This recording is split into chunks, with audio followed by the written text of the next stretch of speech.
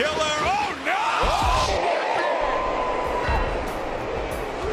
तो guys AEW का इस साल का फॉरबिडन डोर पेपर हो चुका है खत्म और आज इस वीडियो के अंदर हम AEW के फॉरबिडन डोर पेपर के बाद की कंपनी से रिलेटेड बहुत ही बड़े और बहुत सारे अपडेट्स के बारे में बात करने वाले हैं, जैसे कि फॉरबिडन डोर पेपर का गेट रेवेन्यू क्या रहा, फॉरबिडन डोर पेपर की अटेंडेंस और पेपर के बाद एडम कोपलन क्या AEW से जल्द ही जाने वाले हैं और विल ऑस्प्रे की हालत कैसी है। तो ये सब बातें जानने के लिए ये वीडियो एकदम आखिर तक जरूर देखना और ऐसे ही AEW से रिलेटेड हर एक न्यूज रूमर और अपडेट और AEW के हर एक शो का रिव्यू पाने के लिए हमारे चैनल को सब्सक्राइब करना मत भूलना। और ऐसे ही ये सब अपडेट्स टाइम टू टाइम जानने के लिए हमारे चैनल की वेबसाइट AEW टॉकडाउन को भी विजिट करना मत भूलना। और हाँ, हमारा इंग्लिश चैनल भी अच्छी तरीके से ग्रो हो रहा है तो उसको भी जरा विजिट कर लेना। पर अब ज्यादा देर न लगाते हुए चलिए वीडियो शुरू करते हैं।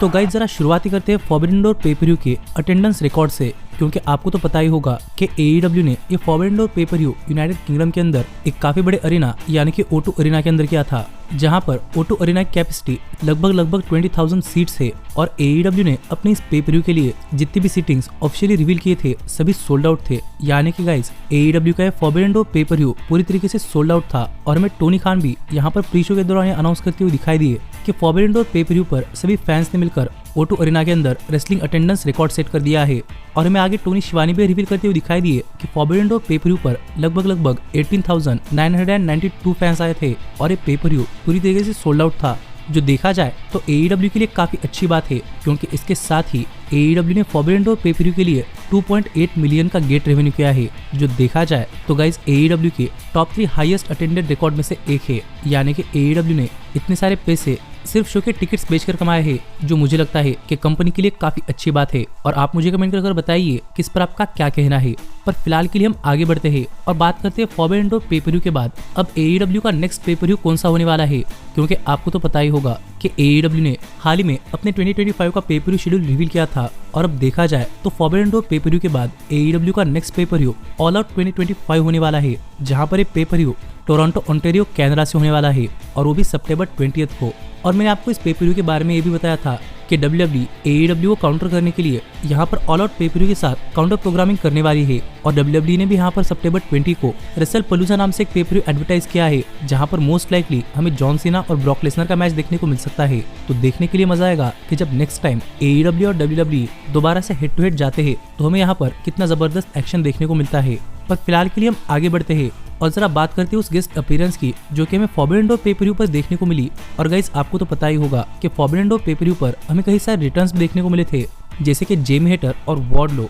लेकिन इसके साथ ही हमें यहाँ पर एक सरप्राइजिंग गेस्ट अपीयरेंस भी देखने को मिली है, और वो किसी और की तरफ से नहीं बल्कि टोनी खान के फादर और AEW के रियल ओनर शाहिद खान की थी, जहाँ पर हैंगमैन पेज और MJF का मैच चलने के दौरान हम यहाँ पर शाहिद खान को क्राउड के अंदर स्पॉट कर सकते हैं, जिससे कि आप समझ सकते हैं कि हमें शाहिद खान भी यहाँ पर फॉरबिडन डोर पेपर पर अटेंडेंस के अंदर देखने को मिले थे, जहाँ हमें शाहिद खान कई बार AEW के शोज पर तो देखने को नहीं मिलते, क्योंकि उनकी लास्ट नोटेबल अपीयरेंस जब टोनी खान पर अटैक हुआ था तब हुई थी। पर इस बार वो फॉरबिडन डोर पेपर पर एज ए गेस्ट आए थे, तो उनकी अपीयरेंस एक सरप्राइजिंग अपीयरेंस जरूर थी। पर फिलहाल के लिए हम आगे बढ़ते हैं और जरा बात करते हैं उन साइनिंग्स की जो कि AEW ने फॉरबिडन डोर पेपर वीकेंड चलने के दौरान की है। और गाइज हाल ही में कुछ हफ्ते पहले AEW के कोलिजन शो पर हमें फॉर्मर TNA रेसलर यानी कि एस ऑस्टन बैकस्टेज में देखने को मिले थे, जहां पर एक कन्फ्रंटेशन के बाद हमें रिकोचेट और एस ऑस्टिन के बीच में एक मैच देखने को मिला था, जहां पर इस मैच के अंदर एस ऑस्टिन की परफॉर्मेंस तो काफी तगड़ी थी, पर आखिरकार एस ऑस्टिन ये मैच हार गए थे। लेकिन इसके बाद यहाँ पर टोनी खान ने अपनी तरफ से काफी बड़ी अनाउंसमेंट की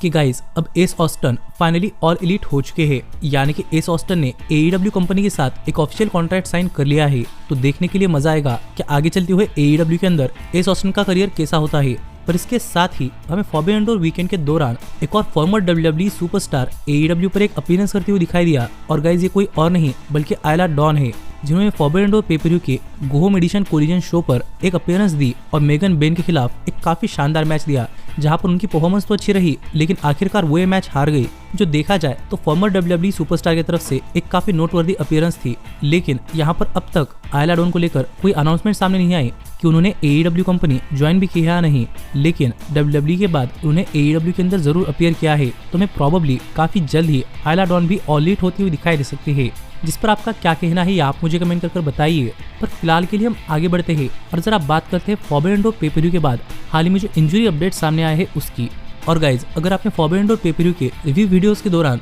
मुझे ये बात कहते हुए सुना होगा कि मुझे नहीं लगता कि स्वर्व स्ट्रिकलैंड ओकाडा को हराकर यूनिफाइड चैंपियन बनने वाले हैं, तो मैं यहाँ पर आपको इसी का रीजन बताना चाहूंगा। क्योंकि गाइज मैं यहाँ पर फॉरबिडन डोर पे-पर-व्यू से पहले कोई स्पॉइलर नहीं देना चाहता था, पर यहीं पर फॉरबिडन डोर पे-पर-व्यू के बिल्डअप के दौरान हमें स्वर्व स्ट्रिकलैंड की तरफ से डायनामाइट शो पर यह अनाउंसमेंट सुनने को मिली थी कि स्वर्व फॉरबिडन डोर पे-पर-व्यू के लिए 100% क्लियर नहीं है, उन्हें उनके नी के अंदर कोई प्रॉब्लम है, जो बातें स्वर्व ने रिवील की थी। लेकिन इसके बाद स्वर्व को लेकर एक अपडेट भी सामने आई थी कि स्वर्व अपनी इस नी इंजरी से 2019 से डील कर रहे हैं और तब से लेकर अब तक स्वर्व लगभग 5 साल तक इसी इंजरी के साथ AEW के अंदर रसल कर रहे हैं। पर शायद अब ये इंजरी थोड़ी बहुत सीरियस हो चुकी थी, इसलिए स्वर्व ने इस इंजरी को डायनामाइट शो पर एड्रेस किया था। पर इसके बावजूद भी हमें स्वर्व फॉरबिडन डोर पे-पर-व्यू पर रसल करते हुए दिखाई दिए और स्वर्व के मैच के बाद यहाँ पर ओकाडा ने स्वर्व पर काफी तगड़ा अटैक भी किया था। और शायद AEW ने एंगल इसलिए दिखाया है क्योंकि AEW फॉरबिडन डोर पे-पर-व्यू के बाद शायद स्वर्व को थोड़ा फॉर टाइम ऑफ देने वाली है, जिस दौरान स्वर्व अपनी नी इंजरी पर फोकस कर पाए और शायद यहाँ पर एक सर्जरी भी करवा पाए।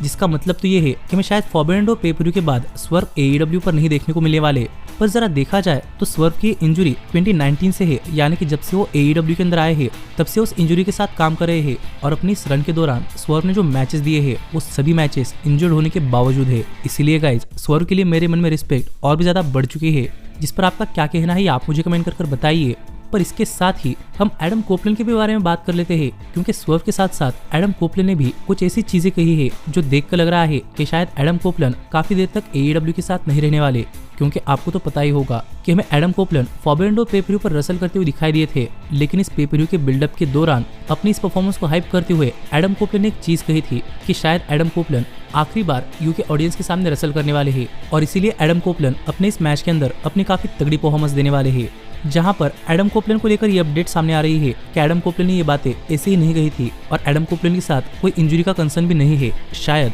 एडम कोपलैंड ने AEW के साथ 3 साल की डील साइन की थी, जो कि 2026 के आखिर तक खत्म हो जाएगी। यानी कि जब नेक्स्ट टाइम AEW यूके के अंदर जाएगी उससे पहले ही किसी पॉइंट पर एडम कोपलैंड की AEW के साथ डील ऑफिशियली एक्सपायर हो जाएगी और इसीलिए एडम कोपलैंड ने ये चीज कही थी कि प्रोबेबली वो यूके ऑडियंस के सामने आखिरी बार रसल करने वाले हैं। पर मुझे लगता है कि अगर एडम कोपलैंड को AEW के अंदर मजा आ रहा है तो मैं एडम कोपलैंड अपना AEW कॉन्ट्रैक्ट एक्सटेंड भी करते हुए दिखाई दे सकते हैं। तो देखने के लिए मजा आएगा कि वो ऐसा करते हैं या नहीं, क्योंकि अब तक तो उनका AEW रन काफी जबरदस्त चला है और मैं तो होप करूंगा कि वो AEW के साथ रिसाइन कर ले। तो देखते हैं कि आगे क्या होता है। लेकिन इसके साथ ही हम फाइनली बात कर लेते हैं विल ऑस्प्रे की भी, क्योंकि आपने फॉरबिडन डोर पे-पर-व्यू का रिव्यू वीडियो देखा है तो आपको तो पता ही होगा कि मैं मेन इवेंट मैच काफी जबरदस्त देखने को मिला था, जिस मैच के अंदर एक्शन की तो कोई कमी नहीं थी। पर मैच खत्म होने के बाद डेथ राइडर्स ने विल ऑस्प्रे पर काफी तगड़ा अटैक किया था और इस मैच के बिल्डअप के दौरान ही विल ऑस्प्रे ने बताया था कि ऑस्प्रे 100% नहीं है और उन्हें शायद एक नेक सर्जरी करवानी पड़ने वाली है और यहाँ पर